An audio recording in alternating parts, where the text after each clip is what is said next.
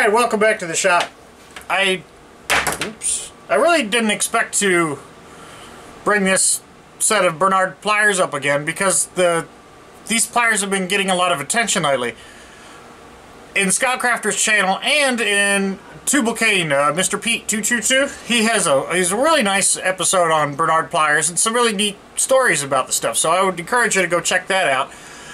And he took the time to go through and get a lot of the patent drawings and go through a whole laundry list of those and some really interesting stuff. And the great thing about it was, you know, I've had some pliers around here that I didn't really recognize until, you know, he started showing the patent drawings, and I thought I sort of had misremembered. I thought they had a shoe button pliers, and I thought I had a set, but no, it turns out these are just a set of Lodi pliers that are stamped.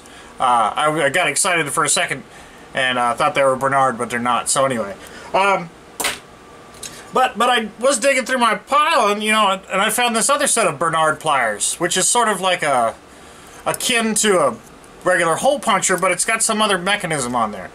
And anyway, so that was sort of interesting. And then, of course, here's another set of Sargent pliers, which are effectively the Bernard patent licensed to Sargent, I suppose, or whatever.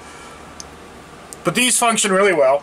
And anyway, long story short, Mr. Pete had told a nice story about a set of pliers that he was unable to procure, and I said, hey, you know, I just happened to redo a set of those. Go check out my scissors episode, and if you want them, I'll send them to you. And he says, okay, we'll send them to me. And I'm going to put them in the mail tomorrow. I'm going to have Catherine take them down to the post office. And in these pliers, you know, I felt a little guilty saying, well, you know, I'm going to give them these junker pliers because they're so rusted and pitted, and, you know, because they're so beat up, I just went ahead and dunked the handles. I wouldn't typically do that to a wrench, but anyway, I did with this one. But anyway, Mr. Pete, I'm going to also send you this set. This is a little bit cleaner right now, and I'm just going to lightly clean this up in the parts washer. Try not to take any of that finish off of it, but just try to get you a tool that's not real cruddy. And this one I'm going to do the same. I'm just going to clean it up and then get those in the mail to you tomorrow. So anyway, I hope you enjoy those, and I thank you for all the stuff, all the content that you make. I really enjoy your channel, and I learn a lot from it.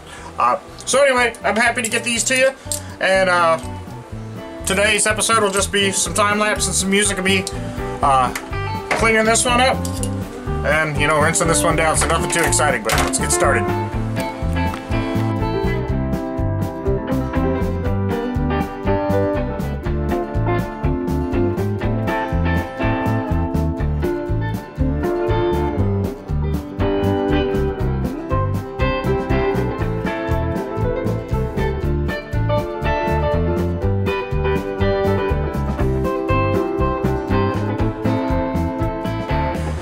Alright, so I've run these through the wire wheel.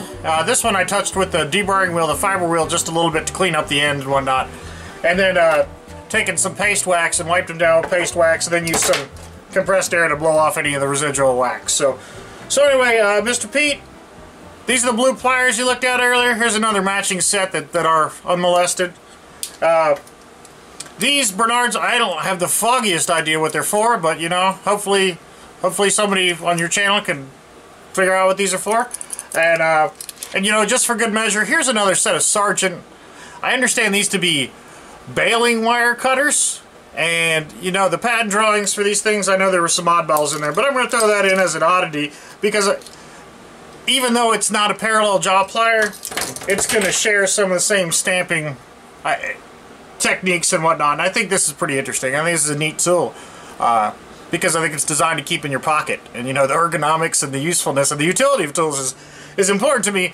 And there's certain things you want to stick in your pocket, and there's certain things you know you don't want to stick in your pocket. So anyway, I thought this was a neat tool. So anyway, I'm going to pass it along. Like I said, I'll have Catherine get these in the mail to you tomorrow, and I hope you enjoy. So, and for everybody else on the channel, thank you for watching, thank you for subscribing, and as always, I appreciate the comments. Have a good night.